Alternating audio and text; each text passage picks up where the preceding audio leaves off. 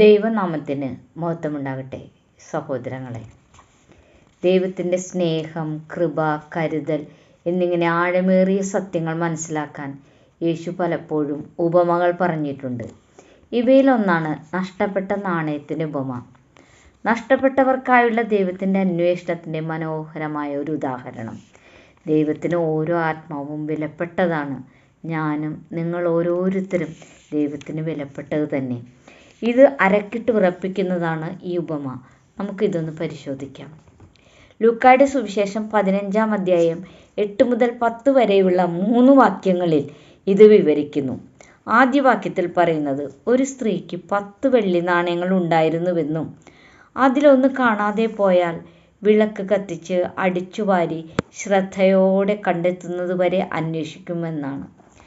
ഇവിടെ പറയപ്പെടുന്ന സ്ത്രീ ഒരു സാധാരണ സ്ത്രീയാണ്. സമ്പന്നയൊന്നുമല്ല. അവൾക്ക് വളരെ വിലപ്പെട്ട 10 വെള്ളി നാണയങ്ങളുണ്ട്. എന്നാൽ ഒരു ദിവസം ഒന്ന് നഷ്ടപ്പെട്ടതായി അവൾ കണ്ടെത്തുന്നു. അത് അവളെ സംബന്ധിച്ചിടത്തോളം ഒരു വലിയ നഷ്ടമാണ്. പിന്നെ അവൾ ചെയ്യുന്നത് ക്രമീകൃതവും സമഗ്രവുമായ ഒരു തിരച്ചിലാണ്. 3 കാര്യങ്ങൾ അവൾ ചെയ്യുന്നു. വിളക്ക് കത്തിക്കുന്നു, അടിച്ചു വാരുന്നു, ശ്രദ്ധാപൂർവം അന്വേഷിക്കുന്നു.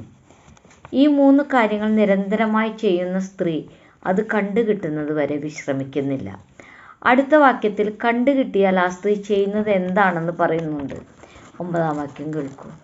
കണ്ടുകിട്ടിയാൽ സ്നേഹിതന്മാരെയും അയൽക്കാരികളെയും വിളിച്ചുകൂട്ടി കാണാതെ പോയ വെള്ളി നാണയം കണ്ടുകിട്ടിയത് കൊണ്ട് എന്നോടുകൂടെ സന്തോഷിക്കും എന്ന് പറയും. ആ സ്ത്രീക്ക് വളരെ വലിയ സന്തോഷമാണ് ഉണ്ടാകുന്നത്. അത് അവൾക്ക് തന്നിലേക്ക് തന്നെ ഒതുക്കാതെ സ്നേഹിതരെയും അയൽക്കാരെയും കൂട്ടി ആഘോഷമാക്കുന്നു. ഒരു പരിപൂർണമായ സന്തോഷമാണ് ഇവിടെ അലയടിക്കുന്നത്. അടുത്ത വാക്യത്തിൽ യേശു പറയുന്നത്, ദൈവത്തിന് നഷ്ടപ്പെട്ട ഒരാത്മാവിനെ കണ്ടുകിട്ടിയാൽ, അതായത് മാനസാന്തരപ്പെടുന്ന ഒരു പാപിയെക്കുറിച്ച് ദൈവദൂതന്മാരുടെ മധ്യേ ഇതുപോലെ തന്നെ സന്തോഷമുണ്ടാകും എന്നാണ്. ഓരോ ആത്മാവിനോടുമുള്ള ദൈവത്തിൻ്റെ സമീപനമാണ് ഇവിടെ കാണുന്നത്.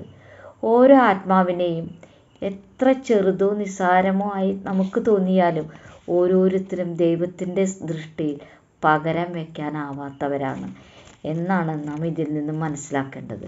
എല്ലാവരോടുമുള്ള സ്നേഹവും കരുതലുമാണ് ഇവിടെ പ്രതിഫലിക്കുന്നത്.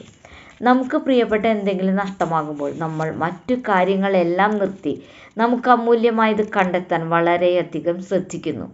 ആ ഉപമയിലെ സ്ത്രീയെപ്പോലെ നമ്മൾ നഷ്ടപ്പെടുമ്പോൾ ദൈവത്തിന് നമ്മെക്കുറിച്ച് ഇതേ മനോഭാവമാണ് ഉള്ളത്. നമ്മളെ ദൈവത്തിന് നഷ്ടപ്പെട്ടാൽ നമ്മെ കണ്ടെത്തുന്നത് വരെ എപ്പോഴും വിളക്ക് കൊളുത്തി വീടടിച്ചു വാരി ശ്രദ്ധാപൂർവം അന്വേഷിക്കും. നമുക്ക് വഴിതെറ്റിപ്പോയാൽ ദൈവം നമ്മുടെ ജീവിതത്തിൽ ഒരു വിളക്ക് കത്തിക്കും.